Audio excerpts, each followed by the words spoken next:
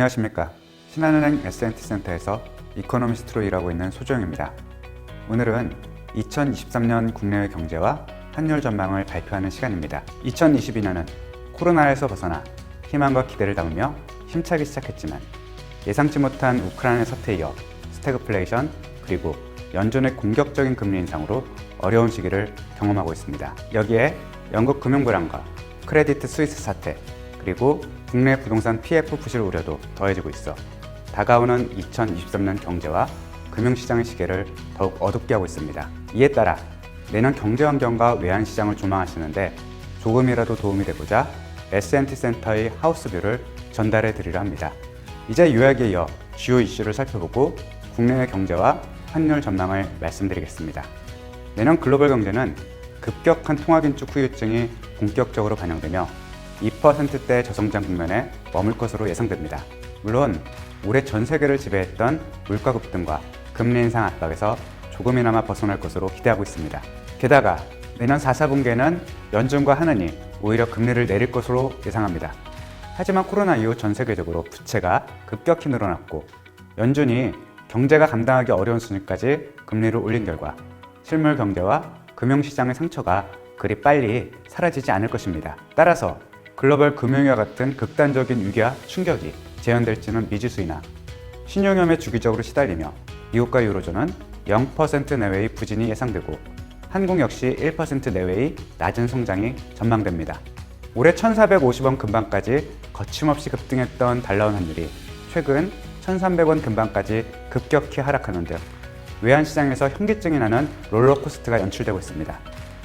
물론 내년 상반기에도 물가 고점 확인에 따라 금융시장의 분위기는 호전되겠지만 실물 경제 위축과 신용위험 부담을 감수해야 하고 미중 간 갈등이 표출될 수 있어 다소 큰 폭의 환율 등락이 전개될 것입니다. 다만 내년 하반기가 진행될수록 글로벌 경기 침체가 점진적이나마 진정되고 연준의 금리 인하 기대가 더해지며 외환시장을 지배한 미달러 강세의 분위기는 보다 누그러질 것으로 기대합니다. 따라서 내년에는 1230에서 1430원 사이에서 상고하저 흐름이 전개되는 가운데 연평균 1313원 수준을 내다보고 있습니다. 이에 대해서는 뒤에 다시 한번 자세히 말씀드리겠습니다.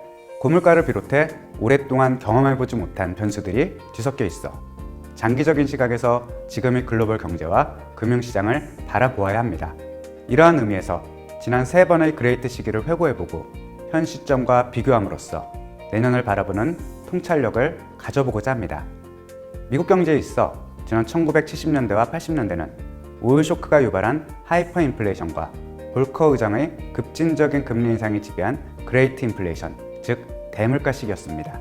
그리고 1990년대 이후부터 금융위기 직전까지는 글로벌화로 낮은 물가를 영위하며 기술과 자본시장이 급성장한 그레이트 모더레이션, 즉 대안정기로 정의됩니다.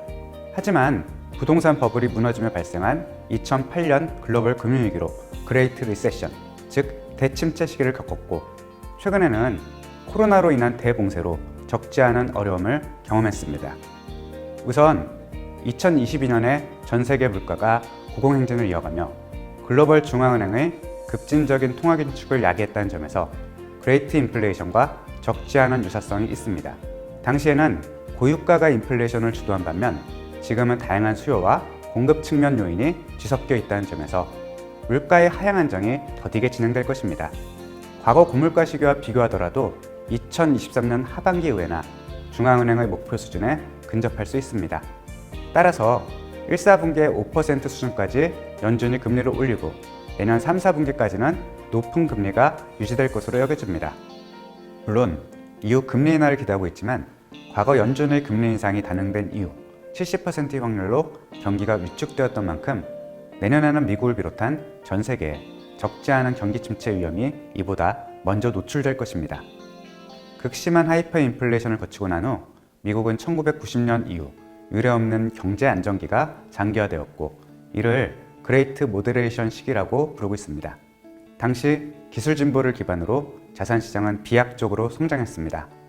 그리고 고성장하는 중국이 국제 시장에 합류하고 유로존이 탄생한 결과 규모의 경제가 시현되고 생산과 소비 시장이 새로이 배치되며 낮은 물가를 만들었습니다. 그러나 지금은 그레이트 모더레이션의 장점들이 퇴보하고 있습니다.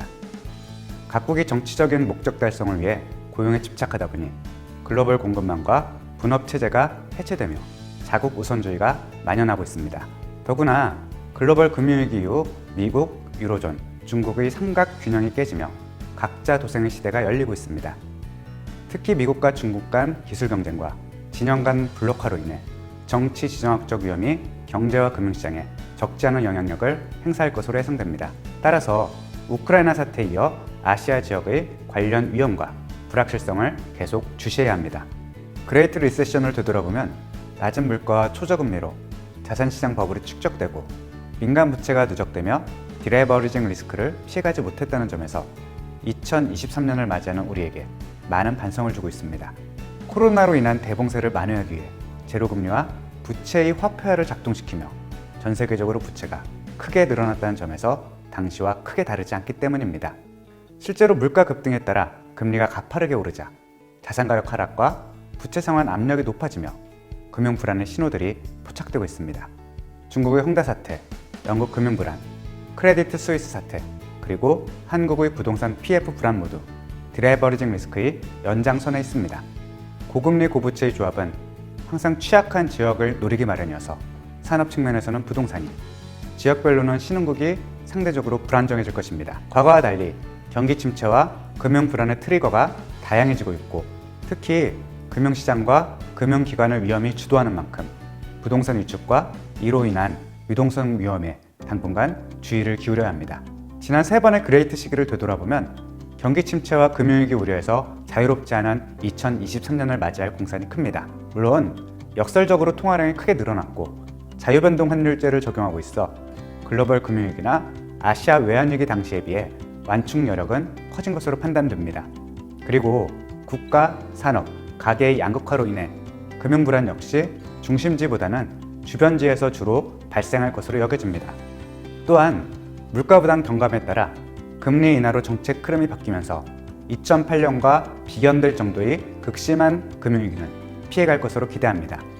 그럼에도 불구하고 신흥국이 상대적으로 취약하고 한국 역시 가계를 중심으로 막대한 부채 상환 압력에 시달리고 있으며 부동산 시장의 불안감이 커지고 있는 만큼 여전히 조심스러운 접근이 필요합니다.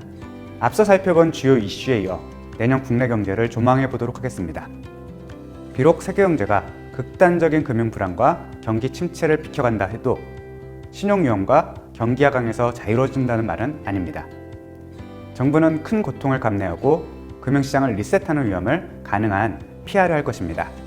대신 부채 상환 부담을 가능한 뒤로 지연시키는 정책을 동원해 저성장과 자산 디플레이션을 감수하는 차선책을 선택할 것으로 여겨집니다. 이에 따라 성장 탄력의 저하와 신용 위험에 대한 경계감은 상당 기간 이어질 것이고 비교적 충격이 적었던 금융불안 사례를 가정할 경우라도 내년 한국 경제 성장률은 1% 정도에 그치며 잠재 성장을 하회할 것입니다. 현재로서는 내수와 수출의 동반 저하가 상반기 때 집중되며 성장 후퇴가 두드러질 것이고 하반기가 진행될수록 생산과 지출이 반등을 시도하며 경기 위축이 일정 부분 진정될 것으로 기대합니다. 문제는 글로벌 금융위기나 외환위기와 같은 초대형 위기는 아니더라도 지난 2003년 카드 사태나 1992년 부동산 경기 위축과 같은 수위로 위험이 급격히 커질 경우 마이너스 1% 내외로 국내 경제가 급냉할 수 있다는 점은 염두에 두어야 합니다. 국내 경제가 하강 위험에서 자유롭지 못한 이유는 한동안 인플레이션과 고금리 부담을 감수할 수밖에 없기 때문입니다. 최근 한국의 소비자 물가는 어느덧 6%를 넘어서 금융위기 이후 최고 수준에 이르고 있습니다. 연말로 갈수록 다소간의 감속이 예상되지만 공공요금 인상과 환율 상승 부담으로 내년 1, 4분기까지는 5%를 넘는 높은 물가를 감수해야 합니다. 비록 글로벌 중앙은행의 금리 인상 폭폭이 조금씩 줄어들며 한은도 25bp 금리 인상으로 감속할 것이지만 내년 1, 4분기까지는 기준금리를 3.75% 내외로 올릴 것입니다. 다행스러운 점은 시간이 갈수록 한은의 스탠스가 변할 가능성도 적지 않다는 사실입니다. 연준의 피봇이 부상할 것이고 한은도 물가 중심에서 경기와 금융 안정으로 시선을 돌릴 것입니다. 이에 따라 내년 말에는 한은이 3.25% 정도로 기준금리를 내릴 전망입니다. 올해 일상생활로 복귀하며 소비를 중심으로 호조세를 보이던 내수 경기는 내년 들어 한풀 꺾일 가능성이 적지 않습니다. 세계 경기 하강과 금융 불안으로 가계와 기업의 심리가 저하되는 측면도 적지 않지만 무엇보다 금리 인상으로 이자 상환 부담이 늘어나고 부동산 시장 후퇴로 인해 전반적으로 내수 성장이 억제될 것으로 판단됩니다. 특히 부동산 PF 대출로 촉발된 신용위험이 전체 채권과 주택 시장으로 확산될 경우 내수 시장 위축이 가팔라질 수 있어 주의가 필요한 대목입니다. 한편 수출도 내년 상반기까지는 마이너스권을 벗어나기는 조금 힘든 상황으로 여겨집니다. 글로벌 경제의 침체 위험과 반도체 가격의 하락이 이어지며 부진한 모습을 당분간 이어갈 것으로 예상됩니다. 여기에 기술 패권을 둘러싼 위중 간 소음이 커질수록 공급망 충격과 비용 인상 등에 시달릴 가능성도 배제할 수 없습니다. 결국 내년 하반기에 글로벌 경기 하강이 진정되고 주요 산업의 재고가 소진되며 수출의 플러스 전환을 내다보고 있지만 상반기까지 수출 부진으로 인해 내년 한 해는 우리 수출의 성장세가 일단 멈추는 구간을 경험할 듯 합니다. 이제부터는 달러원 환율의 주요 변수를 살펴보겠습니다. 글로벌 외환 시장을 주도하고 있는 연준의 통화 긴축 리스크를 먼저 꼽을 수밖에 없습니다. 비록 연준이 인플레이션에 우선순위를 두며 긴축 기조를 유지하고 있으나 시간이 갈수록 경기와 금융 안정과의 균형을 맞추는 과정이 전개될 것입니다. 내년 1, 4분기에 5%까지 연준의 금리 인상이 가능하지만 물가 고점을 확인하며 금리 동결이 이어질 것이고 4, 4분기에는 고용 저하에 따라 금리 인하로 돌아설 것입니다. 따라서 정책 기조의 점진적인 변화를 의미하는 연준의 피봇에 대한 기대가 나타나며 미국 시장 금리와 달러의 급등세를 점차 누그러뜨릴 것입니다. 다음 관전 포인트는 글로벌 경기 침체 위험입니다.